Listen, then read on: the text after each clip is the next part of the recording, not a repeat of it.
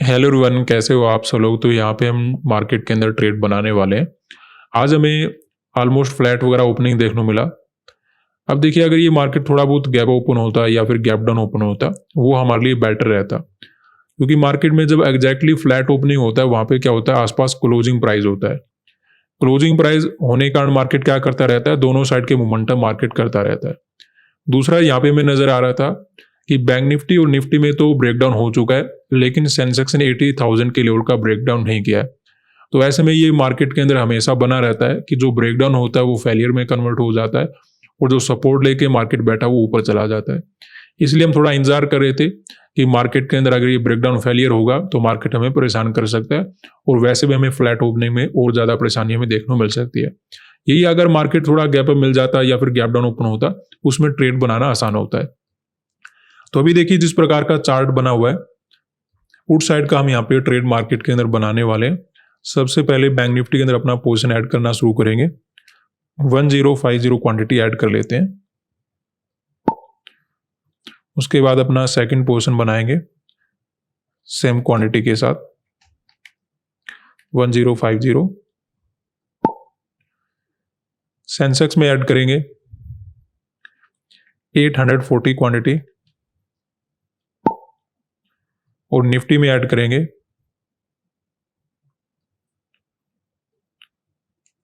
1275 quantity.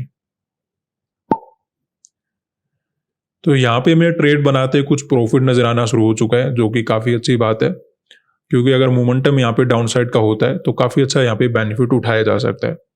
क्योंकि क्या होता है कि ऐसे मोमेंटम को देखकर जैसे ही क्लोजिंग प्राइस का ब्रेकडाउन होता है, दूसरे लोग भी सेलिंग करने के लिए पार्टिसिपेट करना शुरू कर देते हैं। उनको थोड़ा बहुत निकालने के लिए, उनकी साइकोलॉजी को चेंज करने के लिए मार्केट ने कुछ अपसाइड का मोमेंटम दिया। ओवरऑल मार्केट यहाँ पे ऊपर नहीं जाने वाला, क्योंकि जिस प्रकार का बैंक निफ्टी के अंदर चार्ट बना हुआ है, यहाँ पे जो सेल वगैरह करके बैठे हैं वो ऑलरेडी अच्छे प्रॉफिट में आ गए होंगे, उनको अपना हम टारगेट नहीं बनाएंगे। दूसरा, यहाँ पे आपको क्या नजर आएगा कि यहाँ पे जो सेल वगैरह करके भी बैठे भी होंगे तो मार्केट के अंदर उनके एसएल रहने वाले हैं 54,000 के ऊपर, तो उनको डायरेक्टली मार्केट के अंदर हम टारगेट नहीं बना सकते। ऐसे में थोड़ा बहुत ये साइकोलॉजी चेंज करने के लिए ऊपर आया। दूसरा, जैसे हमने सेटअप के अकॉर्डिंग देखा कि मार्केट के अंदर निफ्टी और बैंक निफ्टी दोनों में क्लोजिंग प्राइस का ब्रेकडाउन हो गया था, लेकिन सेंसेक्स ने क्या कर दिया था, 80,000 का सपोर्ट ले लिया था। इस वजह से मार्केट के अंदर ये रिट्रेसमेंट हो गया।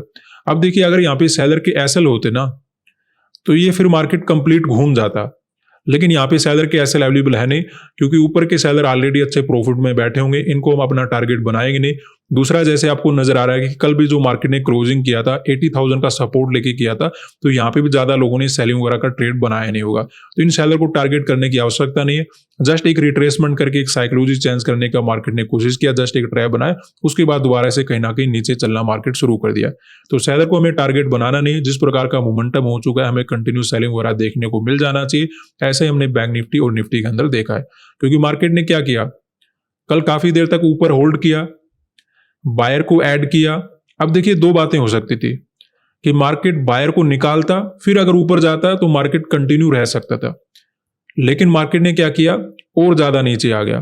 तो इसका क्या मतलब है कि मार्केट और कहीं ना कहीं नेगेटिव रहने वाला है। जिस प्रकार का मार्केट के अंदर हमें सेलिंग नजर आ रहा है, और सेलिंग की स्ट्रेंथ को देखकर हमने एनालिसिस में भी कुछ ऐसा ही प्लान मार्केट के अंदर बना रखा था।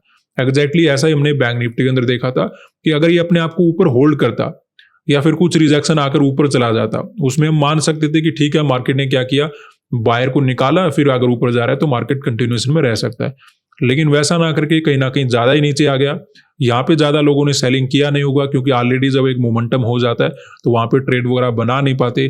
यहाँ तक लगता रहता है कि मार्केट बाइंग में जाने वाला है, बाइंग में जाने वाला है। यहाँ पे ज्यादा लोग फिर अपना ट्रेड नहीं बना पाते, और अगर यहाँ पे किसी ने सेल किया भी होगा तो वो ऑलरेडी अच्छे प्रॉफिट में आ गया होगा। इसको हम टारगेट अपना बनाएंगे नहीं। तो वैसा समझते हो यहाँ पे हमने एनालिसिस में कि मार्केट के अंदर अगर कुछ गैप अप मिले या फिर गैप डाउन मिले, मार्केट के अंदर कंटिन्यूएशन में हमें मोमेंटम देखने को मिल सकता है। हालांकि मार्केट में फ्लैट ओपनिंग हुआ, और फ्लैट ओपनिंग में थोड़ा ज्यादा परेशानी हो जाता है, क्योंकि मार्केट कभी इधर जाता है कभी उधर जाता है। तो कुछ मार्केट ने रिट्रेसमेंट के साथ जैसे मोमेंटम दिया, वहां पे हमने पुट साइड का अपना ट्रेड बना लिया। अब देखिए, हमें ज्यादा बड़ा प्रॉफिट तो नजर नहीं आ रहा, लेकिन छोटा मोटा प्रॉफिट मार्केट के अंदर चल रहा है, जो कि काफी अच्छी बात है। अब देखिए, जब आप ट्रेडिंग करते हो तो आपके अंदर कॉन्फिडेंस होना बहुत ज़्यादा ज़रूरी है। एक तो इस बात का कॉन्फिडेंस होना चाहिए कि आपको ट्रेड मार्केट के अंदर मिल जाएगा। गलती हम क्या करते हैं, हमें लगता है कि ट्रेड हमारे हाथ से निकल गया, अब तो हमें कोई ट्रेड मिलेगा ही नहीं। ऐसा कुछ होता नहीं है। अगर आप मार्केट के अंदर वेट करोगे तो अच्छा ट्रेड आपको मिल जाता है। ठीक है, अगर आप केवल मार्केट को देखते रहोगे, चार्ट को देखते रहोगे, तो आपको अपने आप से पता लग जाएगा कि ये ट्रेड आपको सही मिलेगा, ये ट्रेड आपको गलत मिलेगा। लेकिन क्या करते हैं, जब हम ट्रेड बनाते हैं तो हम ना ही तो चार्ट को देखते, ना ही हम देखते प्रॉफिट या लॉस को। हमारे दिमाग के अंदर चलता रहता है केवल मार्केट के अंदर प्रॉफिट। वहां पे हम गलती करते हैं। जब हम ट्रेड बनाएं, प्रॉफिट भी देखें, लॉस भी देखें, चार्ट को भी देखें, कहाँ पे एंट्री करना ठीक रहेगा, कहाँ पे गलत रहेगा, कौन सा डायरेक्शन सही रहने वाला है, सभी चीजों को देखकर फिर डिसाइड करें कि आपको वहां पे काम करना है या फिर नहीं करना।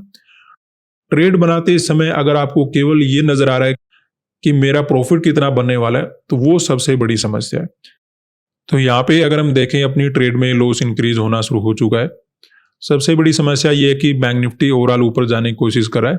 हालांकि निफ्टी और सेंसेक्स थोड़ा बहुत अपने आप को डाउन साइड होल्ड करने की कोशिश करें। अब देखिए, दो बातें हैं, या तो इन दोनों में ब्रेकडाउन मिल जाए या फिर बैंक निफ्टी ज़्यादा ऊपर ना जाए, तब तो मार्केट के अंदर हम वेट कर पाएंगे। अदरवाइज अगर दोनों तीनों इंडेक्स में रिकवरी होना शुरू हो गया तो हमें लॉस लिमिट के अकॉर्डिंग कट करके जाना पड़ेगा। अभी ज़्यादा लॉस नज़र नहीं आ रहा है, लेकिन जिस प्रकार का हमने एंट्री बनाया था वहां से मार्केट को ओवरऑल गिर जाना चाहिए था। लेकिन फ्लैट ओपनिंग में ये आपको समस्या बार बार देखने को मिलती है कि मार्केट घूमता रहता है, क्योंकि वहां पे क्या होता है, क्लोजिंग प्राइस बड़ा इंपॉर्टेंट होता है।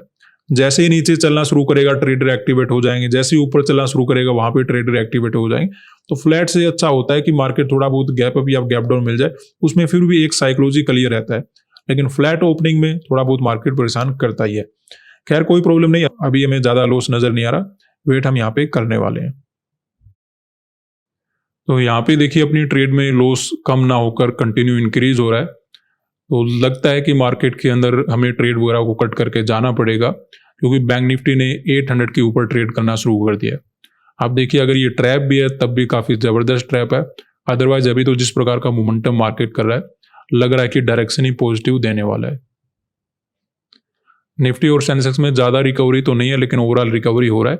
तो थोड़ा बहुत वेट और कर लेते हैं, उसके बाद हम ट्रेड वगैरह को कट करके जाएंगे, क्योंकि जिस प्रकार की सिचुएशन है फर्दर और ज़्यादा वेट यहाँ पे नहीं किया जा सकता, ना ही कोई बड़ा रिस्क यहाँ पे लिया जा सकता है।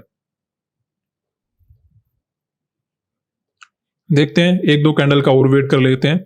अगर घूमता है, रिजेक्शन वगैरह आता है, तो टाइम ज़्यादा नहीं हुआ है, मार्केट के अंदर लॉस वगैरह अपना कवर हो सकता है। लेकिन अगर ये कंटिन्यू ऊपर जाएगा तो फिर मार्केट के अंदर हम डायरेक्शन के अकॉर्डिंग गलत हो जाएंगे, वहां पे हम ट्रेड वगैरह कट करके चले जाएंगे।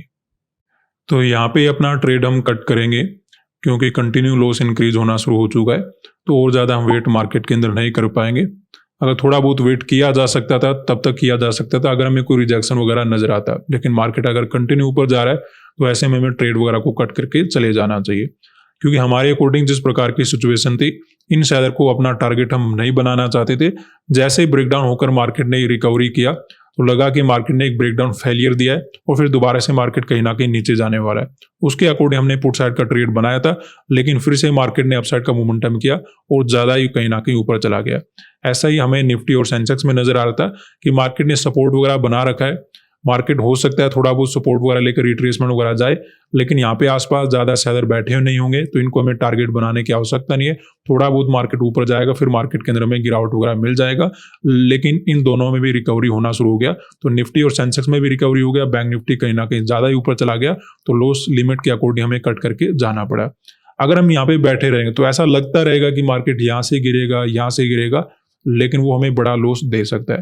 तो ये आपको ध्यान रखना चाहिए। प्रॉफिट में तो फिर भी आपकी गलती माफ हो सकती है, लॉस में नहीं होती।